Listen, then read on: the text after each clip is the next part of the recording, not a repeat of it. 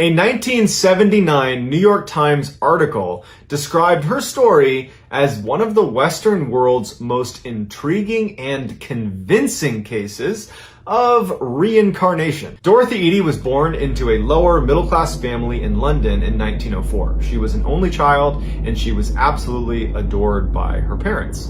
Now, unfortunately, when she was 3 years old, she fell down a flight of stairs in her home and was unconscious. They called the doctor, and the doctor shows up and says she's actually dead. As the parents are talking to the doctor, after about an hour, Dorothy gets up and goes into her bedroom and is like playing on her bed. And the parents come in with the doctor and they can't make any sense of it. And in fact, the parents were furious at the doctor for pronouncing her dead, because they're like, obviously she wasn't. If she's just fine now, like, who are you? What kind of doctor are you?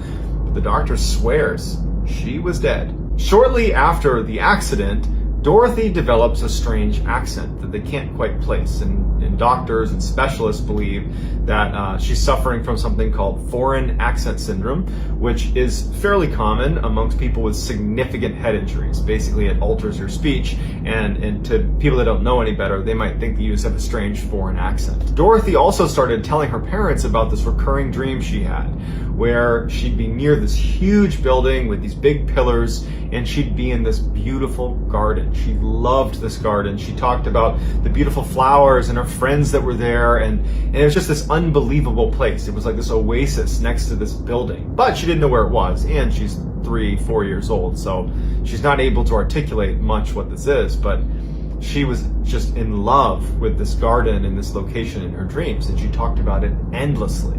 Dorothy's mother would find her daughter on her bed either before she went to sleep or when she woke up, crying, because Dorothy longed to actually be in this place in her dreams, which she started calling home. Now, Dorothy's mother would say, but Dorothy, you're home now. And she would say, no, I'm not home. My home is in that garden. It's near that building. And no matter how Dorothy's mother tried to kind of convince her that, no, honey, you live here now. You live here. You've never lived anywhere else. Dorothy was unbelievably convinced that what she was seeing in her dreams was her actual home. It was around this time that Dorothy's parents brought Dorothy to a British museum where they had a big ancient Egyptian exhibit set up. And when they went into the museum, Dorothy sees this exhibit and she's immediately attracted to it. And as she gets closer, she starts seeing the statues of the pharaohs and pictures of the pyramids, and she sprints into the exhibit, runs away from her parents, and she's running to the different statues of the pharaohs and of the Sphinx and all of these different icons from ancient Egypt, and she's kissing their feet and she's sobbing hysterically, and she's yelling, I'm home, I'm with my people. This little tiny kid is having this revelation that she's found home, and she refused to leave the museum. Finally, her parents, get her to calm down. They're pretty embarrassed as people are like looking at them like, what's going on with your child? She finally leaves with her parents, but at this point, now Dorothy has attached that place in her dreams that she longs to go with the beautiful garden. She's attached it to Egypt, to ancient Egypt. And so she becomes completely obsessed with ancient Egypt. Her obsession with ancient Egypt started to get her in trouble. When she'd go to Sunday school, her family is a very, very devout Catholic family. She would compare Catholicism to other ancient Egyptian religions. That got her in a lot of trouble, and in fact, they said, you can't come to Sunday school anymore. She was also told that she could no longer attend Sunday Mass for the same reasons. She was basically not welcome anymore. At 6 years old, Dorothy, who knew how to write and read in English, started to take a keen interest in hieroglyphics, the Egyptian hieroglyphics, and she said that they were definitely familiar to her, but she had forgotten how to read it. When she was 7, she was looking through a textbook and she saw a picture of the Temple of Seti I, which is in Abydos, Egypt. And as soon as she saw the picture, it was a big picture of the temple, and then next to it kind of like the broken remains of what looks like maybe a garden of some kind. And she immediately said, that is my home. That's where I'm from, right there, Temple of Seti I in Abydos, Egypt. That's my home. And as she's looking at the picture and she's looking at those kind of tattered, broken remains, I mean, this is thousands of years old, she's looking at the area next to this big temple in the picture, and she's like, that's the garden, but where are the trees? where is everything? Why does it look like this? Like, she didn't understand that was thousands of years ago that it was a garden, but she saw the picture and immediately knew it as her home. Also in the textbook was the picture of the pharaoh, Seti I, who the temple was named after. And when she saw the picture of the very well-preserved mummy, she was overcome because she claimed to have known him personally.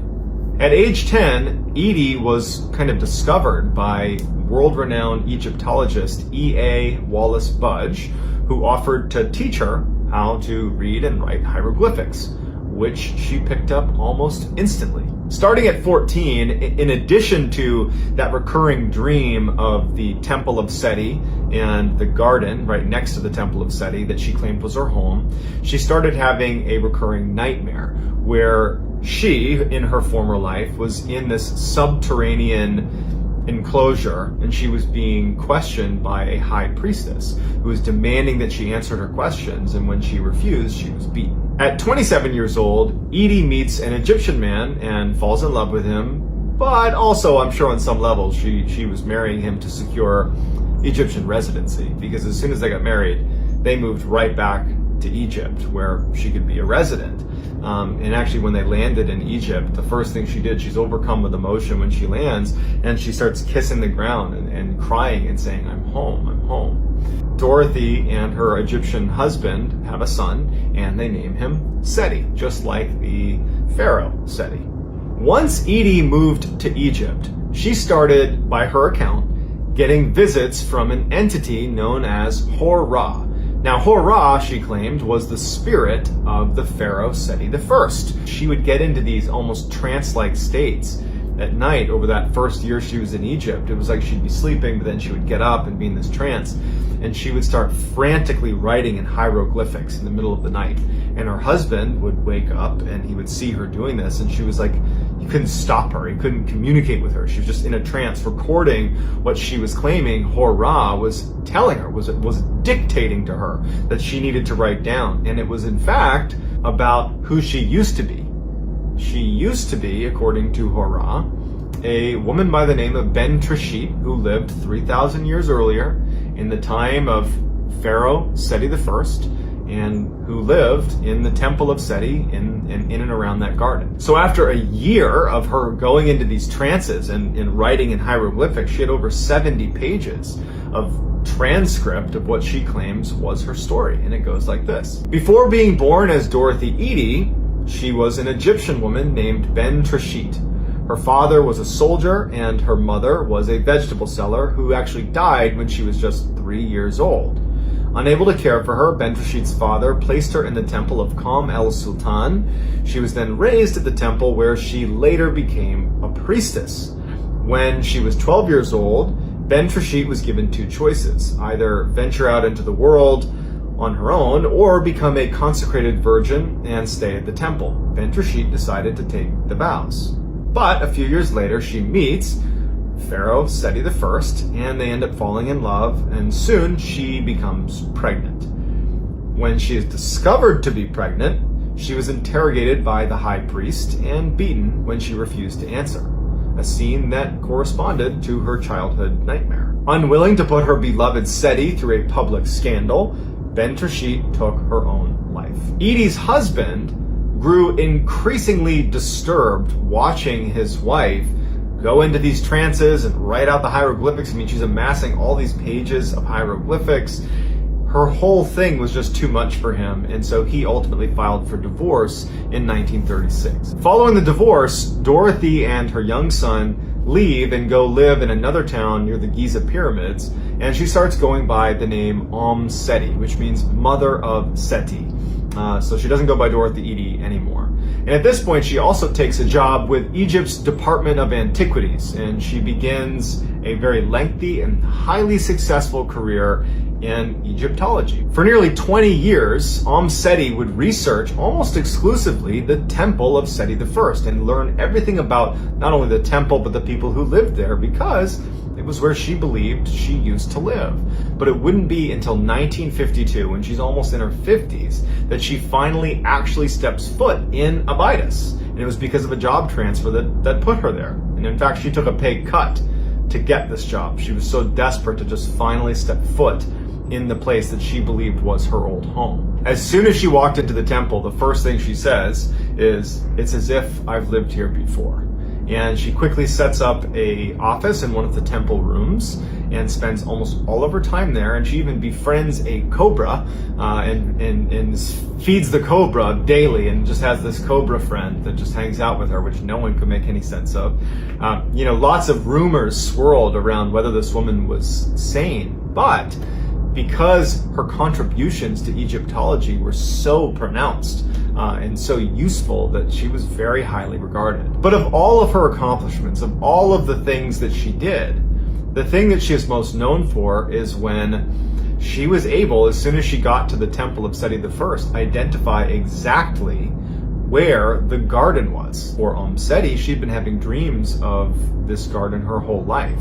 And so she very quickly said, "If you dig here, you're going to find this garden." And sure enough, they dug down and there was the garden. And in fact, she had described the layout of the garden, what trees were where, what types of trees were there, and it was all confirmed. And once they dug it up, she was also instrumental in identifying where to dig on the north side of the temple, where she said there was a tunnel that ran underneath. It was a secret tunnel. And sure enough, they dug down, there was the tunnel. And that was something that they had never seen before. Only she knew about it, and there was no way she would have known about it without prior knowledge.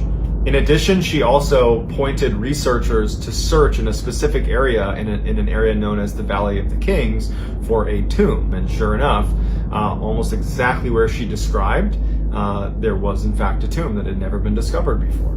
As much as other Egyptologists did not want to accept Seti's claims that she had been reincarnated, and that's why she has all this knowledge, they wanted, frankly, it to be just the ramblings of a crazy person and it to just be some elaborate hoax, but they couldn't deny the fact that she had intimate knowledge of certainly everything that ever happened at the temple of Seti I in the time frame that she claimed to have been living there 3,000 years prior. Fascinatingly, right before she died, when she was 81, she said that there was a secret underneath the temple of Seti I. There was a secret chamber, and there was a secret within that secret chamber. But no one's ever gone down there. No one knows where to begin to look. And so without Seti guiding them, it may be one of those things that we'll just never know.